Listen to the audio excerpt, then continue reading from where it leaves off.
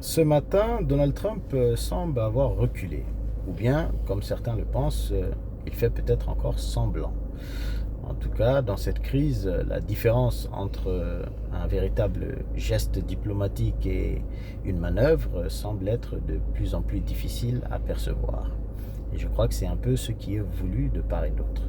Mais revenons sur le timing. Donald Trump avait fixé un ultimatum de 48 heures. Le délai expirait ce soir. Juste avant l'ouverture des marchés financiers, Donald Trump a annoncé qu'il avait des discussions très productives avec l'Iran et qu'il repoussait de façon unilatérale l'ultimatum de 5 jours supplémentaires. Automatiquement, les marchés ont bondi, le prix du pétrole a chuté. C'était donc un résultat immédiat avec un effet garanti. Mais 5 jours, ça sert aussi à repositionner ses pièces, à tester la cohésion interne du régime iranien. Trump a déjà eu à utiliser cette mécanique. Ultimatum, pause, pression renouvelée. Gardez donc ça en tête largement lorsque vous analysez cette situation.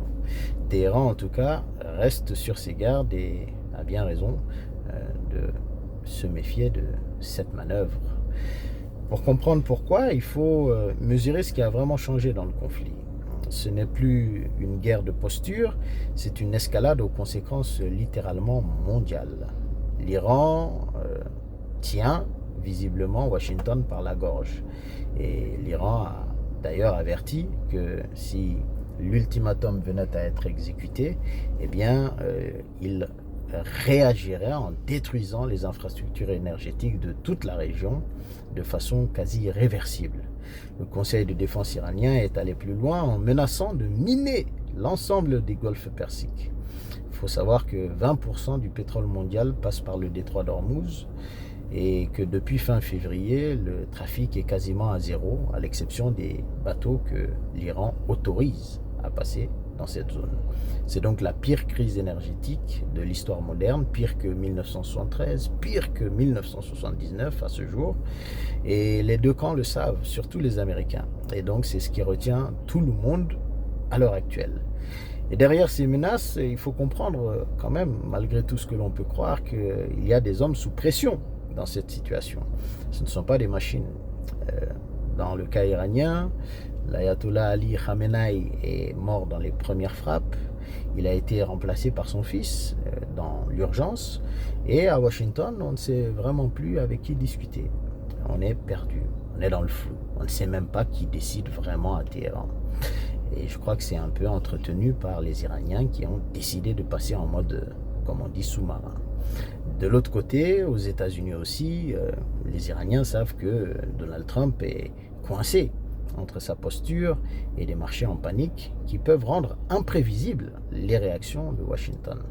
Et il dit d'un côté ne pas vouloir de cessez-le-feu, mais il vient d'en accorder un, de façon assez surprenante. On comprend donc que personne n'est en contrôle total de la situation. Et c'est ça le véritable danger du moment que nous sommes en train de vivre. Et c'est précisément pour cela que les pays de la région s'activent et que la diplomatie continue dans l'ombre. Même si l'Iran nie tout contact avec Washington, nous savons qu'ils ont reçu des émissaires venant de certains pays de la région. On parle de l'Égypte, on parle du Qatar, on parle du Royaume-Uni, qui transmettent des messages à Téhéran. Nous avions d'ailleurs hier publié sur ma page le contenu des exigences iraniennes qui sont nombreuses et que vous pouvez retrouver sur ma page Facebook. Il y a également le royaume d'Oman qui négocie le passage de certains navires. On a entendu parler de plus de 2 millions de dollars payés à Téhéran pour assurer le passage de certains bateaux. La diplomatie existe donc, contrairement aux dénégations de part et d'autre, et elle est juste invisible et complètement indirecte. Il n'y a absolument aucun contact direct entre Washington et Téhéran. Et je veux vous dire pourquoi cette diplomatie ne peut pas s'arrêter. Parce que Téhéran n'a aucun intérêt à couper complètement le dialogue. Il a besoin d'obtenir des réparations pour les pertes qu'elle a subies à l'occasion de ce conflit. Les pertes matérielles massives qui s'élèvent à plus de 100 milliards de dollars à l'heure où l'on parle. Et le détroit d'Ormuz et la résolution de son contrôle par l'Iran est un levier qui est absolument vital pour Téhéran, qui a donc besoin que ces discussions se poursuivent d'une manière ou d'une autre. D'ailleurs, la plupart des spécialistes estiment que si l'Iran parvenait à imposer un droit de passage, comme il y a un droit de passage sur le canal de Panama, comme il y a un droit de passage sur le canal de Suez et d'autres endroits dans le monde, eh bien, l'Iran parviendrait à générer par an plus de 800 milliards de dollars. Cela équivaut en francs CFA à une somme astronomique. Nous parlons de 440 000 milliards de francs CFA. Oui, vous avez bien entendu, 440 000 milliards de francs CFA.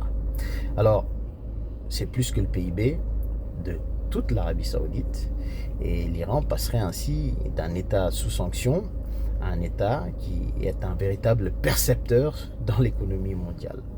Les sanctions, notamment américaines, deviendraient alors intenables. Et à ce titre, malgré ces pertes massives, eh bien, Téhéran sortira en quelque sorte vainqueur de cette guerre. Et c'est pour ça que la réaction de Donald Trump me frappe un peu quand même. Parce qu'il accepte à demi-mot cette notion de contrôle conjoint. C'est ce qu'il veut, un contrôle conjoint entre lui et l'ayatollah. Ce sont ses propres mots ce matin au sortir de l'hélicoptère présidentiel dans la cour de la Maison Blanche. C'est une déclaration qui paraît improvisée en apparence, mais qui est véritablement révolutionnaire. Mais Washington a-t-il véritablement le choix? C'est la question.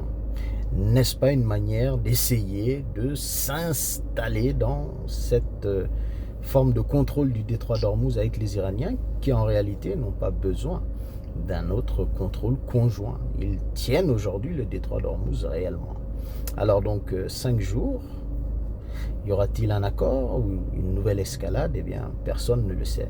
Comme je vous l'ai dit, la situation est absolument incontrôlable.